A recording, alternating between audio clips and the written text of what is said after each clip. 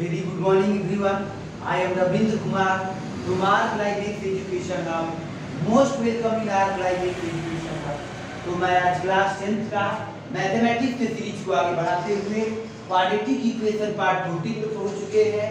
तो quadratic equation part 14 में क्या है उसको हम ध्यान देखेंगे। ये मोस्ट इम्पोर्टेंट क्वेश्चन रेफरेंस बुकों का जो है वेरी इंपॉर्टेंट क्वेश्चन जो सिलेक्टेड किया जा रहा है वो है, तो समझने वाले क्वेश्चन है। तो आज का फर्स्ट क्वेश्चन की तरफ हम चलेंगे। तो देखिए आज का फर्स्ट क्वेश्चन इस प्रकार से है, फाइंड द वैल्यू ऑफ के। इस इक्वेशन का के का किस वैल्यू के लिए हैज नो रियल रूट, कोई रियल रूट नहीं है। तो ध्यान देंगे हम क्या करेंगे, कंडीशन वी नो दैट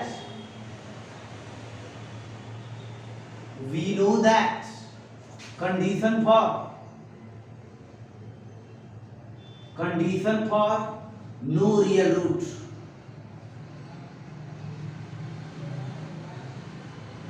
हम ये जानते हैं नो रियल रूट के लिए कंडीशन क्या होता है कि d is less than 0, d 0 के इक्वल नहीं होना चाहिए, यानी d जो है 0 से छोटा होना चाहिए। तो हम निकालते हैं d इसमें, तो d equal to b square minus 4ac, ये डिस्क्रिमिनेंट है, इसको हम निकालते हैं। तो इसमें b क्या है, x का कोएफिशिएंट, x का कोएफिशिएंट a क्या है, x स्क्वायर का कोएफिशिएंट 1, c क्या है 60, फिर ये क्या हो जाएगा 25 के स्क्वायर, ये क्या हो जाएगा 64, यानी यही हो गया d। अब हम कंडीशन देखते हैं कि ये जो है 25 के square minus 64 is less than 0, ये होना चाहिए d इज लेस देन 0 में। यदि इसको हम ऐसे करते हैं तो 25 के स्क्वायर 64 कर देते हैं, ध्यान देंगे, यानी के स्क्वायर इस प्रकार से 64/25 के इक्वल टू यानी 8/5 हो जाएगा, लेकिन प्लस माइनस हो जाएगा। ये ध्यान दें कि जब ऐसा केसेस होगा तो यहाँ पर ये सिचुएशन हो जाते हैं k इज ग्रेटर देन 8/5 तो ठीक है, लेकिन जहां भी माइनस लेंगे साइन, माइनस साइन इसको चिन्ह उल्टा करेंगे तो इनइक्वालिटी इधर घूम जाएगी, यानी ये और ये आंसर है। ध्यान देंगे कि पहले 8 इज लेस देन 8/5 तो ठीक है, लेकिन जैसे ही सिर्फ यदि माइनस वाला लेते हैं, जैसे ही सिर्फ माइनस वाला लेते हैं, तो माइनस वाला लेंगे, इसमें माइनस लेंगे तो इसमें इनइक्वालिटी का जो ये घूम जाएगा, ग्रेटर देन हो जाएगा। तो इसका मतलब ये है कि k का जो आंसर हुआ ये हुआ, इसका मतलब k का वैल्यू जो है क्या होना चाहिए 8/5 से, तो यानी ये k बड़ा होना चाहिए, यानी k जो है -8/5, k जो है बड़ा होना चाहिए, k इज ग्रेटर देन।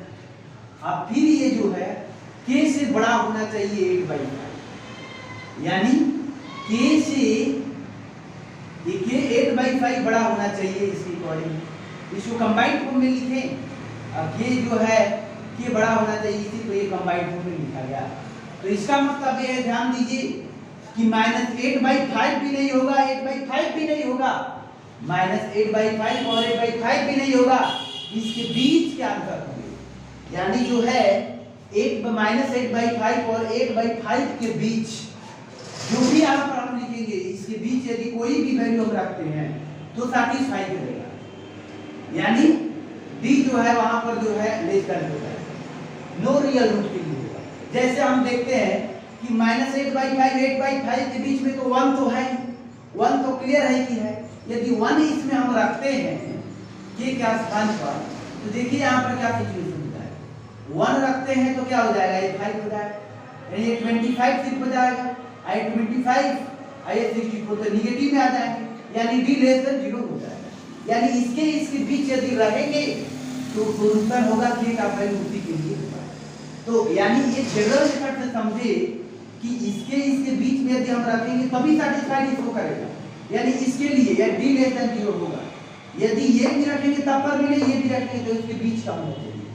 तो हम आप ऐसा इतना नहीं सोचेंगे, ऐसा इतना सोचने वाली काम नहीं करना है। क्वेश्चन बनाते वक्त ऐसे बनाएंगे, इसके बाद जैसे ही इधर करेंगे तो पॉजिटिव वाला को के इज ग्रेटर देन 8/5 लिख लेके जैसे ही नेगेटिव रखेंगे तो इनइक्वालिटी को भी घुमा देंगे, इनइक्वालिटी को ही घुमा देंगे, यही आपका हो जाएगा।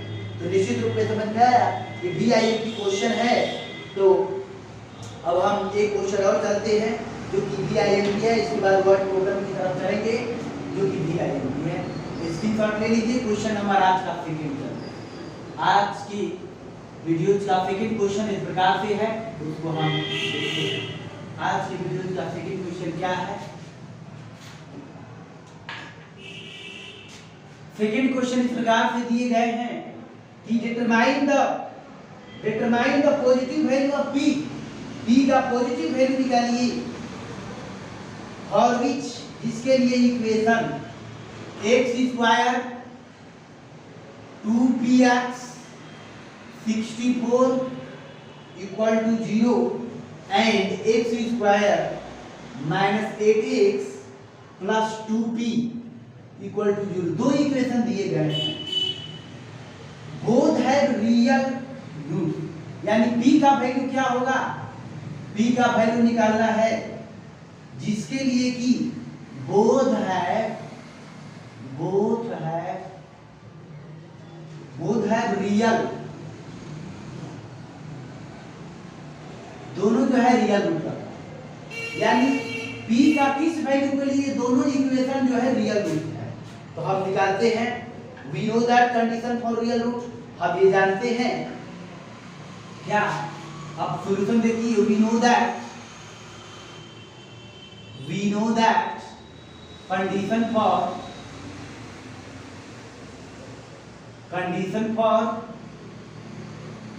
रियल रूट, हम जानते हैं condition for real root d is क्या? d इज ग्रेटर देन और इक्वल टू, d बड़ा होना चाहिए 0 से और इक्वल टू भी, ऐसे ही सिचुएशन है। तो फिर आगे की तरफ देखेंगे तो d इक्वल टू ये है, तो दोनों के लिए हम एक को लिए d1 मान लेते हैं, इसके लिए d1 ले लें, इसके लिए हम d2 ले लें। तो d1 हम निकाल लें इसमें, तो d1 क्या होगा? d1 इसमें d² यानी 2p माइनस 4, a क्या था? 1, c क्या था? तो क्लियर वाले तरफ। फिर आप ध्यान दीजिए, ये कैलकुलेशन कर लूं तो 4p² होगा माइनस 4 इंटू जो है 64। हम क्या कहे हैं कि d इज ग्रेटर देन और इक्वल टू, यानी d1 इज ग्रेटर देन और इक्वल टू 0, इसका मतलब 4p² minus 4 into 64 is greater than और इक्वल टू 0। तो इसमें हम क्या कर लें कि 4 को सीधा उधर भेज दें तो 0 में चला जाएगा। फिर इसमें ध्यान दीजिए, अब 64 ये ऐसा सिचुएशन आएगा, तो कॉमन कर, फिर इसमें क्या कर दिए, अब हम p² इसको क्या कर देते हैं, तो p² उधर जाएगा तो ये 64 हो जाएगा। लेकिन कंडीशनल बातें हैं, क्या बताए हैं कि p जब ग्रेटर देन करते हैं, प्लस करते हैं, यानी p जब लेस यानी ग्रेटर देन हो गया, प्लस हो गया तो ठीक है, लेकिन जब माइनस हो जाएगा तो ऐसे कर देंगे। जब प्लस माइनस तो दोनों होगा, ये तो क्लियर है, यानी p greater than plus minus 8 होगा, लेकिन जब प्लस करेंगे तो ऐसे होगा जिन ओरिजिनल कंडीशन में। लेकिन जैसे ही यहाँ पर माइनस लाएंगे, इनइक्वालिटी का साइन निकालेंगे, इनइक्वालिटी का साइन अपोजिट कर देंगे। अब ऐसा क्यों हो रहा है इसको हम समझा दिए। अब फिर इसका मतलब ये क्या देखिए कि -8 और 8 के बीच में होना चाहिए, इसका मतलब ये देखिए इसके इक्वल भी होना चाहिए। इसका मतलब क्या देखिए कि p का जो वैल्यू है, यानी p का वैल्यू क्या है, p जो है यानी -8 क्या है, बड़ा, किससे, p से, और जो है p क्या है, बड़ा है, किससे बड़ा है,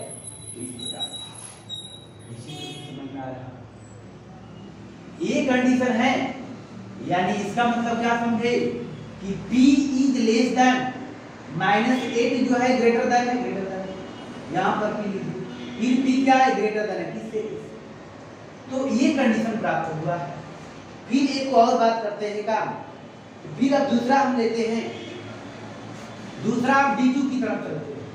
तो D2 में क्या कंडीशन होगा, तो इसमें क्या करेंगे, -8 का स्क्वायर -4 क्या साइन और 1 क्या साइन, क्या करते हैं इसमें, तो ये 64 हो गया माइनस यानी 4 टू द 8p हो जाएगा।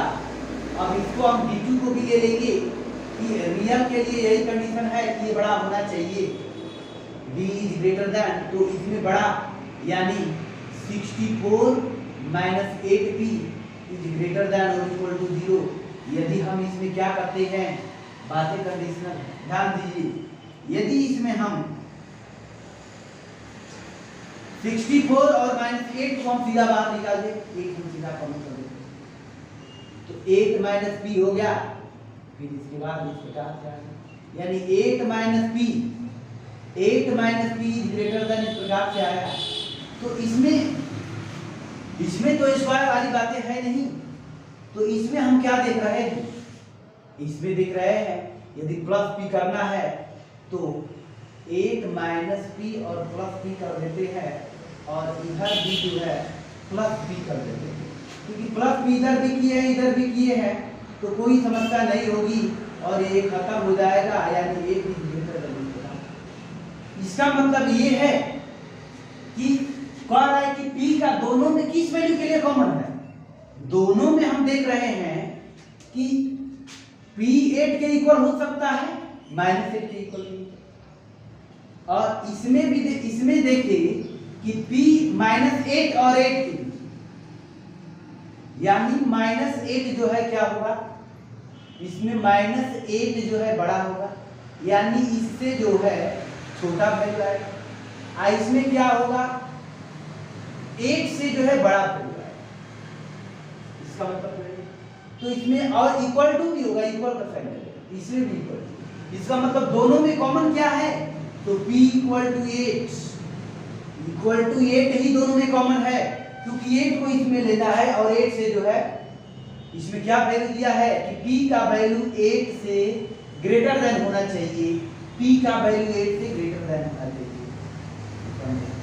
और p का वैल्यू क्या होना, दोनों में कॉमन, दोनों में सिचुएशन कॉमन होना चाहिए। तो इसमें ये कह रहा है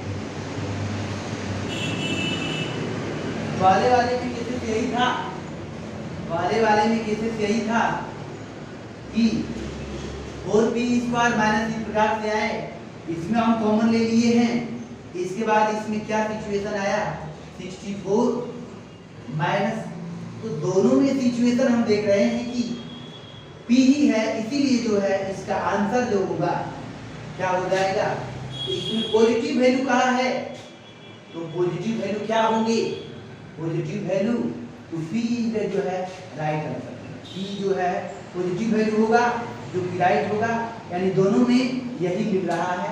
बाकी कंडीशन समझ में आ गया होगा, इसको क्या किया गया है, एक बार फिर से इसको क्लियर करते हैं, ऐसे ले लिए, फिर इसके बाद इसमें हम कॉमन ले लिए, उधर कर दिए p स्क्वायर -64, अब हम इसमें क्या किए हैं कि साइड ले गए 64 हो गया, तो प्लस माइनस होगा ही, ये बात बता दूं कि ये जनरल कंडीशन में है, लेकिन जब ए आते हैं, जब ऐसे कंडीशनल बातें आती है तो इनइक्वालिटी का साइन घुस जाता है, इसको सैटिस्फाई करने के लिए देखिए, इसको सैटिस्फाई करने का मतलब क्या है, देखिए इसमें यदि हम p से कोई भी यानी p का वैल्यू 8 से बड़ा लेते हैं तो ये पॉजिटिव देगा, p 8 का वैल्यू बड़ा लेंगे, 8 का वैल्यू देंगे तो 0 आ जाएगा, 8 का वैल्यू लेंगे यानी 8 का p इक्वल टू 8 रखेंगे तो यहाँ पर 0 आ जाएगा, 8 से यदि बड़ा वैल्यू लेंगे तो पॉजिटिव देगा, p का 8 से बड़ा लेंगे 9 रखेंगे तो ही पॉजिटिव देगा, समझ में आ गया, इसका मतलब तो यही। फिर इसके बाद यदि p का वैल्यू नेगेटिव में देखें तो नेगेटिव में तो विचार ही नहीं करना है, नेगेटिव में तो विचार ही नहीं करना है, तो नेगेटिव में देखिए क्या, यदि नेगेटिव में इसका मतलब ये है कि p का वैल्यू -8 से लेस देन होना चाहिए, p का वैल्यू -8 से लेस देन होना चाहिए, इसका मतलब लेस देन का मतलब समझ में आ रहा है, लेस देन का मतलब कि कम, तो जैसे कि -7 बड़ा हो -9, यदि हम p का वैल्यू कम लेते हैं -8 से, तो -8 से क्या लेंगे, तो -9 लेंगे, तो -9 लेंगे तब पर भी कोई चीज देगा। लेकिन यदि हम इससे यदि ज्यादा लेते हैं -8 से, तो -8 से यदि लेते हैं यानी माइनस से लेंगे तो ये जो है निगेटिव आ जाएगा, तो इस प्रकार से समझ में आ रहा है कि ये और ये वैल्यू, इसमें पॉजिटिव वैल्यू कॉमन जो है 8, तो 8 इज द राइट आंसर होगा, जो कि दोनों में जो है सैटिस्फाइड है, यानी इसमें भी आना चाहिए और इसमें भी आना चाहिए।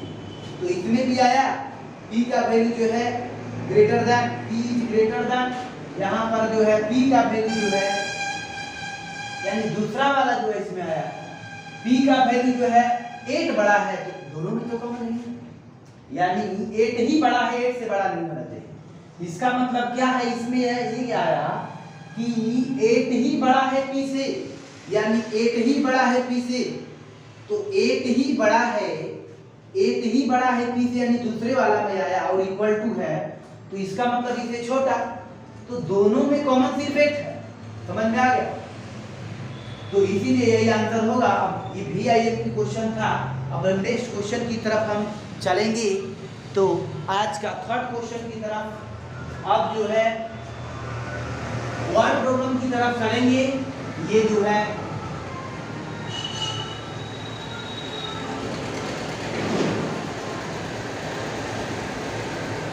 अब जो है वर्ड प्रॉब्लम ले चलते हैं।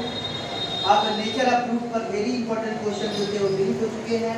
वर्ड प्रॉब्लम में आपको बता दें कि वर्ड प्रॉब्लम में जो है नंबर से रिलेटेड वर्ड प्रॉब्लम आते हैं, जो कि एनसीईआरटी में बहुत ही अच्छे तरीके से बता दिए गए हैं।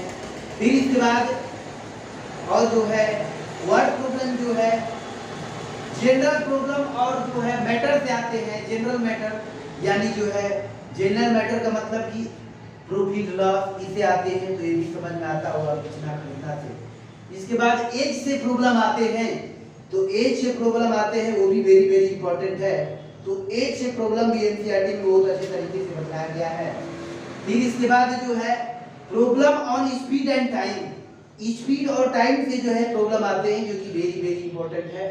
और फिर इसका एक बार और बता दूं, टाइम एंड वर्क से भी वर्ड प्रॉब्लम आते हैं, टाइम एंड वर्क से भी वर्ड प्रॉब्लम आते हैं, जो कि वेरी वेरी इंपॉर्टेंट है, जो कि एनसीईआरटी में बताया गया है। Problem based on areas, area पर भी वर्ड प्रॉब्लम आते हैं, जो कि VIMP क्वेश्चन है। तो ये समझ में आ गया होगा। तो हम एक ऐसे वर्ड प्रॉब्लम को लेंगे जो कि थोड़ी सी टफ हो, तो हम लेते हैं प्रॉब्लम बेस्ड ऑन, पहले प्रॉब्लम बेस्ड ऑन लेते हैं टाइम एंड वर्क से। वैसे जो मोस्ट इंपॉर्टेंट क्वेश्चन होंगे, एक ये वीडियो और एक पिछले वीडियो में दिए जाएंगे वर्ड प्रॉब्लम ही, तो ये निश्चित रूप से समझ में आया होगा। तो एक क्वेश्चन पढ़ रहे हैं जो कि problem based on speed and time से है। क्वेश्चन पढ़ेंगे, ध्यान से सुनना होगा, क्वेश्चन लिखना संभव नहीं। ध्यान दीजिए, क्वेश्चन हम पढ़ रहे हैं, ईमानदारी पूर्वक लर्न करेंगे। दिया गया है कि आज का third question, a bus travel a certain distance, a bus travel certain distance average speed, एक फिक्स डिस्टेंस कवर करती है एवरेज स्पीड से, लेकिन वो फिक्स डिस्टेंस कितना, fix distance 75 kilometre distance cover करती है। And the then travel distance 90 kilometer, average speed 10 kilometer more than the first speed। फिर एक और डिस्टेंस कवर करती है, वह डिस्टेंस 90 किलोमीटर है। देखिए एक बस जो है एक स्पीड से 75 किलोमीटर डिस्टेंस कवर करती है, फिर वही बस जो है एक दूसरी डिस्टेंस 90 किलोमीटर को थोड़ी सी स्पीड बढ़ाकर कवर करती है। तो इसमें हम स्पीड को क्या कर लेते हैं, लेट यूनिफॉर्म स्पीड x मान लेते हैं, लेट यूनिफॉर्म स्पीड bx ले लेते हैं। फिर x इसमें स्पीड 10 किलोमीटर पर आवर बढ़ गया है, 10 किलोमीटर पर आवर की स्पीड बढ़ाकर पहले कहा कि एक बस 75 किलोमीटर एक यूनिफॉर्म एवरेज स्पीड से आती है, कवर करती है। फिर 90 किलोमीटर डिस्टेंस जो है उस स्पीड को बढ़ाकर कवर करती है, बढ़ाकर जो है कवर करती है। तो it take 3 hours to complete the total journey, total journey में उसको जो है 3 आवर्स टाइम लगते हैं। टोटल जर्नी में 3 आवर्स टाइम लगते हैं, तो इसको निकालें। हम ये जानते हैं कि टाइम क्या मान लिए हैं कि लेट स्पीड, ये एनसीईआरटी में जो बताया गया, तो ये वाली समस्या समझ में आया होगा। अब थोड़ी सी कंसेप्ट देते हैं। क्या हम जानते हैं कि टाइम इक्वल टू क्या होता है? Time equal to distance upon speed होता है। तो यहाँ पर डिस्टेंस है ये। अब अकॉर्डिंग टू क्वेश्चन चलते हैं। According to question distance 75 kilometre है और स्पीड x है, तो ये टाइम आ गया। 75 किलोमीटर डिस्टेंस को इतने आवर्स यानी इस स्पीड से जा रहा है, तो कितना टाइम लगाया है? ये किलोमीटर है, ये स्पीड हम किलोमीटर पर आवर में मान लिए, तो जो है टाइम आवर में है। फिर 90 किलोमीटर डिस्टेंस को x प्लस 10 आवर से 10 स्पीड, यानी कि ये स्पीड x था, अब स्पीड 10 किलोमीटर पर आवर बढ़ा दिया। 90 किलोमीटर डिस्टेंस इस स्पीड से चलेंगे तो टोटल जर्नी में 3 आवर्स टाइम लग रहे हैं। तो आप तो निश्चित रूप से समझ में आ गया होगा, क्वाड्रेटिक इक्वेशन आसानी से बना लेंगे, सिंपलीफाई कर लेंगे, इसमें कॉमन लेकर कॉमन आउट कर लेंगे, आगे की तरफ बढ़ाएंगे। तो इस प्रकार से वर्ड प्रॉब्लम है। एक और वर्ड प्रॉब्लम को देखते हैं जो कि VIMP है, इसको आगे की तरफ बढ़ा लेंगे। कैलकुलेशन बहुत ही आसान है, अब हम देखते हैं। एक और VIMP क्वेश्चन की तरफ चलते हैं, आज का फोर्थ क्वेश्चन, तो उसको भी हम पढ़ते हैं और हम लर्न करते हैं। तो फोर में देखिए आज का फोर्थ क्वेश्चन क्या है, उसको हम देखते हैं। इसमें दिए गए वर्ड प्रॉब्लम है, एक मोटर बोट जो है whose speed in still water, still water का मतलब शांत जल में एक बोट जा रहा है, इस यानी 24 किलोमीटर पर आवर से जा रहा है, and take 1 hour more to go 32 kilometre of speed. लेकिन जब मोटर बोट जो है, ये motor boat whose speed in still water, एक मोटर बोट का शांत जल में स्पीड 24 किलोमीटर पर आवर है, यानी पानी में कोई यदि मूवमेंट ना हो तो उसमें अपनी ही स्पीड के चलते उतना चलता है। लेकिन ये कह रहा है कि ठीक 1 आवर मोर, 1 आवर से ज्यादा ले लेती है, to go 32 kilometre up stream. 32 kilometre up stream का मतलब कि जो करंट है, स्ट्रीम है, उसके अपोजिट डायरेक्शन में। तो अपोजिट डायरेक्शन में यदि कोई भी इधर की तरफ जा रहा है, अप स्ट्रीम में क्या होता है ध्यान दीजिए, डाउन स्ट्रीम का मतलब आपका नाव को जो है, यानी जो करंट होगा, यानी पानी की जो धारा होगी उसको मदद करेगी। अप डाउन स्ट्रीम में, अप स्ट्रीम में जो होगा अपोज करेगी, यानी विरोध करेगी। तो अप स्ट्रीम में स्पीड माइनस हो जाएगा, डाउन स्ट्रीम में आएगा। तो टू द सेम, यानी वही स्थान है, find the speed of the train, वह स्पीड ऑफ द जो है ट्रेन निकालना है। अब हम डिस्टेंस को आसानी से इसको निकालते हैं। तो हम क्या करते हैं कि speed of the motor boat, इसमें गिवन क्या है, यानी speed of the motor boat क्या दिया गया है, यानी speed of the motor boat 24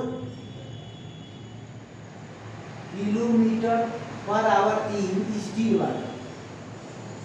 still water का मतलब शांत जल में चलती है। शांत जल में एक जो है मोटर का जो है क्या है, स्पीड है। फिर एक ध्यान दें, फिर इसके बाद और दिए गए। अब हम क्या करेंगे, इसमें दिया गया है कि 24 किलोमीटर तो वो दिया गया है, हम स्पीड ऑफ स्ट्रीम जानते नहीं, तो हम क्या करेंगे, let the speed of stream be x kilometre per hour. यानी जो धारा है, उस धारा का स्पीड को हम क्या मान लिए, x मान। Let the speed of stream be x kilometre per hour. तो ध्यान दीजिए, स्पीड इन ऑफ स्ट्रीम, आप देखिए स्पीड ऑफ क्या, speed of motor boat of stream हो जाएगा। Up stream. तो अप स्ट्रीम में क्या हो जाएगा, तो अप स्ट्रीम में ये जो है इसमें माइनस हो जाएगा, और डाउन स्ट्रीम में क्या हो जाएगा, यही रहेगा, और डाउन स्ट्रीम में क्या हो जाएगा, प्लस हो जाएगा। यानी मोटर बोट का स्पीड 24 है, धारा का स्पीड प्लस करेगा क्योंकि मदद करेगा तो स्पीड बढ़ जाएगा, अपोज करेगा तो। अब 34 अकॉर्डिंग टू क्वेश्चन चलते हैं, according to question 32 kilometre distance इसमें कवर करने के लिए कहा है, 32 किलोमीटर डिस्टेंस कवर करने के लिए कहा है, 32 किलोमीटर डिस्टेंस कवर करना है। तो यानी अप स्ट्रीम में जो है, अप स्ट्रीम में जाने में टाइम ज्यादा लगेगा, यानी 24 - x स्पीड है कम, तो इसके द्वारा टाइम ज्यादा लगेगा। कितना ज्यादा, ये 1 आवर से ज्यादा लगेगा। अकॉर्डिंग टू क्वेश्चन हो गया, 32 किलोमीटर डिस्टेंस कवर करना है अप स्ट्रीम में और डाउन स्ट्रीम दोनों में। तो जो है इसमें अप स्ट्रीम में जो है टाइम ज्यादा लगेगा, क्योंकि अप स्ट्रीम में स्पीड जो है, अप स्ट्रीम में स्पीड कम हो गया है, स्पीड कम हो गया तो टाइम ज्यादा लगेगा ही। तो ये भी टाइम है, ये भी टाइम है, तो इस टाइम में से इस टाइम को माइनस करेंगे तो 1 आवर आना चाहिए, क्वेश्चन में दिया है। तो इस प्रकार से स्क्रीनशॉट ले लीजिए। अब आप नेक्स्ट क्वेश्चन का सॉल्यूशन नेक्स्ट वीडियो में प्रोवाइड कराएंगे, तो आप अपना ध्यान रखिए। दैट्स